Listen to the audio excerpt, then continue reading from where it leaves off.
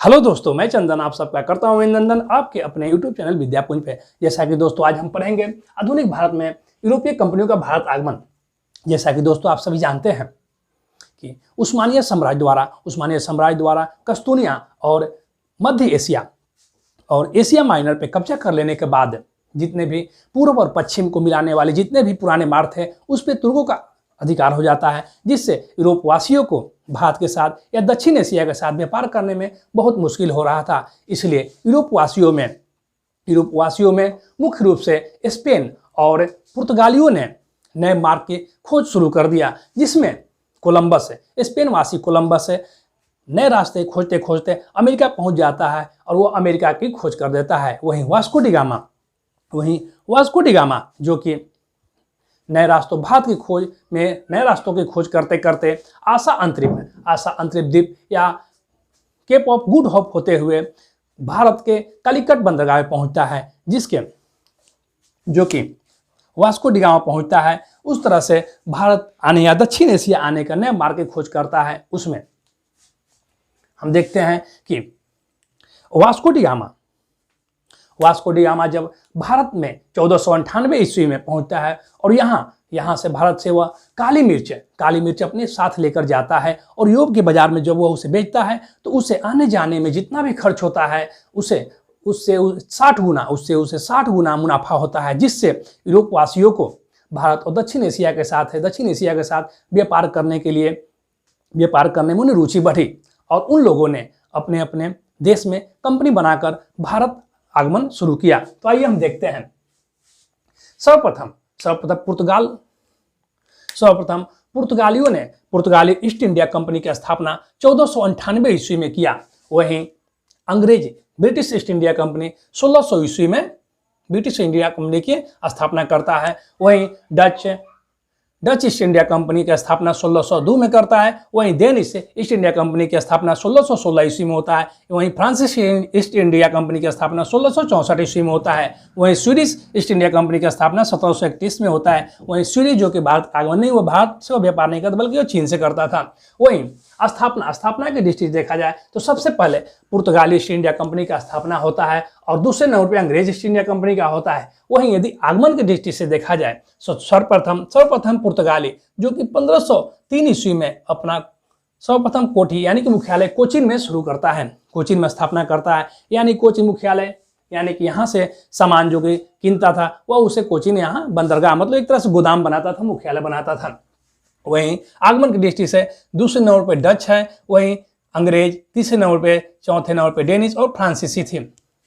आप लोग इसमें देखते होंगे कि पुर्तगाली जो कि भारत में की स्थापना 1498 में होता है और वो 1503 में प्रथम फैक्ट्री अपना स्थापना करता है कोचीन में। वहीं डच जो कि 1605 ईस्वी में अपना मसूलीपट्टनम में अपना फैक्ट्री मुख्यालय बनाता है। वहीं अंग्रेज 1613 में सूरत में बनाता है। तो अब देखते होंगे कि पुर्तगाली कम से कम अपने एकाधिकार के तौर पे करीब 100 साल भारत के साथ व्यापार करता है। दोस्तों वास्को डी गामा जो कि क्वेश्चन हमेशा पूछता है कि वास्को डी गामा भारत कब आया था, तो भारत वास्को डी गामा 1498 में 17 मई 1498 ईस्वी को कलिकट बंदरगाह में पहुंचता है, जहां का शासक जमोरिन उसका स्वागत करता है। वही क्वेश्चन यही पूछता है दोस्तों कि कलिकट वास्को डी गामा को भारत आने में किसका सहायता मिला, तो एक गुजराती व्यापारी अब्दुल मानिद का सहायता से वह भारत पहुंचा था। वह यह भी क्वेश्चन पूछता है दोस्तों बच्चों कि वास्को डी गामा दूसरे बार भारत कब आया, तो 1502 ईस्वी में आया। पुर्तगाली ईस्ट इंडिया कंपनी की स्थापना के बाद भारत में प्रथम पुर्तगाली वायसराय फ्रांसिस्को डे अल्मीडा बनाए गए, जिसने ब्लू वाटर पॉलिसी अपनाया यानी कि समुद्र पे नियंत्रण किया। वहीं 1509 में अल्फांसो डे अल्बुकर्क वायसराय बनाए गए, जो भारत ने पुर्तगाली शक्ति का निर्माण किया। वहीं गोवा पे विजय प्राप्त किया। गोवा विजय के बाद पुर्तगालियों ने अपना मुख्यालय अस्थायी रूप से गोवा को बना दिया, जो कि पहले कोचीन में था। यानी कि 1530 में पुर्तगालियों का अस्थायी मुख्यालय गोवा बना दिया गया। वहीं ब्रिटिश सम्राट चार्ल्स टू की शादी पुर्तगाली राजकुमारी कैथरीन के साथ होता है और पुर्तगालियों द्वारा उसे दहेज में बम्बई को दहेज में मिलता है, जो कि जो कि ब्रिटिश सम्राट 1668 में बंबई को 10 पाउंड वार्षिक किराया पर ईस्ट इंडिया कंपनी को दे देते, ब्रिटिश ईस्ट इंडिया कंपनी को दे दिया जाता है।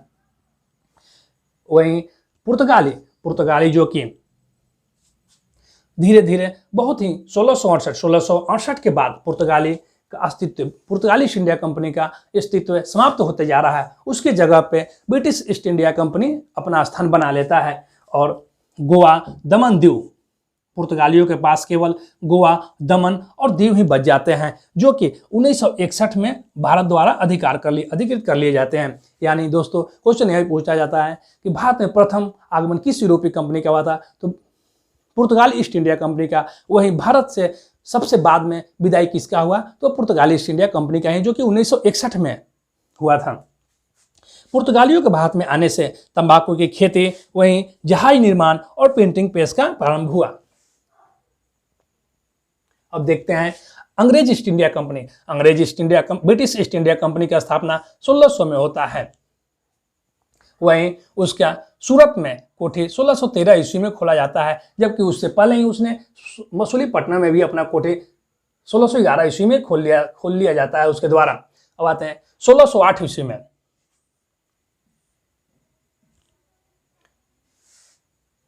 1608 ईस्वी में ब्रिटिश राजा के दूत हॉकिंस को अकबर के नाम का लेटर लेकर वह जहांगीर के दरबार में आता है, क्योंकि जब हॉकिंस आता है तो उसके नाम का, अकबर के नाम का लेटर होता है, लेकिन उसके आते आते अकबर डेट पकड़ जाते हैं, अकबर की मृत्यु हो जाती है और उनके बदले में जहांगीर राजा बनता है। जहांगीर हॉकिंस को मान सम्मान देता है और खान की उपाधि से नवाजता है और 400 का मनसब प्रदान करता है। वहीं ब्रिटिश टॉमस रो 1615 में जहांगीर के दरबार में आता है।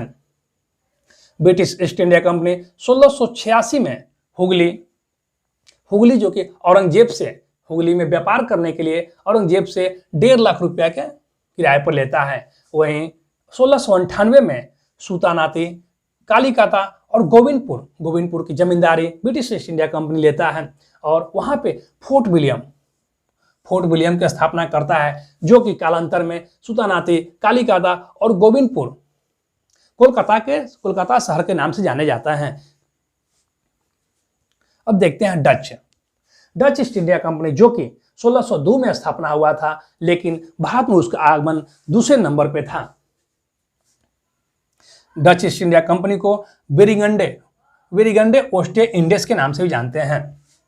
डच ईस्ट इंडिया कंपनी का मुख्यालय मसूलीपट्टनम में था। वह वहां पे सिक्का भी ढालता था और उसे स्वर्ण पैगोडा के नाम से जानते हैं। डच जो कि भारत से नील, सोरा और सूती कपड़ा का ही व्यापार करता था। डच और ईस्ट इंडिया कंपनी के बीच में, डच और ब्रिटिश ईस्ट इंडिया कंपनी के बीच में बेदरा की लड़ाई होती है, जो कि आपके क्वेश्चन एग्जाम भी उससे अच्छे हैं कि बेदरा की लड़ाई किसके बीच में होते हैं। तो डच और ब्रिटिश ईस्ट इंडिया कंपनी के बीच में 1759 ईस्वी में होता है, जिसमें ब्रिटिश ईस्ट इंडिया विजयी होता है और डच का अस्तित्व भारत में समाप्त होता है और डच यहां से पलायन कर जाते हैं। यानी कि 1795 में भारत से डचों का निष्कासित हो जाता है। उसके बाद ब्रिटिश ईस्ट इंडिया कंपनी को टक्कर देने आती है फ्रांसीसी ईस्ट इंडिया कंपनी, जो कि फ्रांसीसी ईस्ट इंडिया कंपनी का स्थापना 1664 में होता है। फ्रांसीसी और ब्रिटिश ईस्ट इंडिया कंपनी के बीच में 4 युद्ध, जो कि आपके लिए बहुत ही आवश्यक है, इंपॉर्टेंट है। 4 युद्ध जो कर्नाटक युद्ध के नाम से जाने जाते हैं। प्रथम कर्नाटक युद्ध जो कि ब्रिटिश और फ्रांसीसी के बीच में हुआ था 1746 से 1748 के बीच में, जो कि एक्सला सेपल संधि के साथ समाप्त हुआ। प्रथम कर्नाटक युद्ध भारत की धरती पर नहीं लड़ा गया था, बल्कि वह बाहर में ही, यूरोप में ही लड़ा गया था, लेकिन उसके चलते यहाँ भी अपने। वहीं दूसरा कर्नाटक 1749 से 54 ईस्वी के बीच में हुआ, जो कि हैदराबाद और कर्नाटक के उत्तराधिकारियों के लिए हुआ, जिसमें दूसरा कर्नाटक में दुपले की हार होती है, बुरी तरह हार होती है और पौंडीचेरी दूसरा कर्नाटक युद्ध पौंडीचेरी की संधि के साथ 1700 समाप्त होता है। वहीं थर्ड कर्नाटक युद्ध 1756 से 63 के बीच में होता है, जो कि यूरोप में सप्तवर्षीय युद्ध का एक अंश था। वहीं वांडीवास, सप्तवर्षीय युद्ध के बीच में ही वांडीवास की युद्ध है। ब्रिटिश ईस्ट इंडिया कंपनी और फ्रांसीसी ईस्ट इंडिया कंपनी के बीच में वांडीवास की युद्ध होती है 1760 में, जो कि जिसमें फ्रांसीसियों की बुरी तरह हार होती है और पेरिस संधि के साथ है। पेरिस संधि 1763 के साथ वांडीवास का युद्ध समाप्त होता है।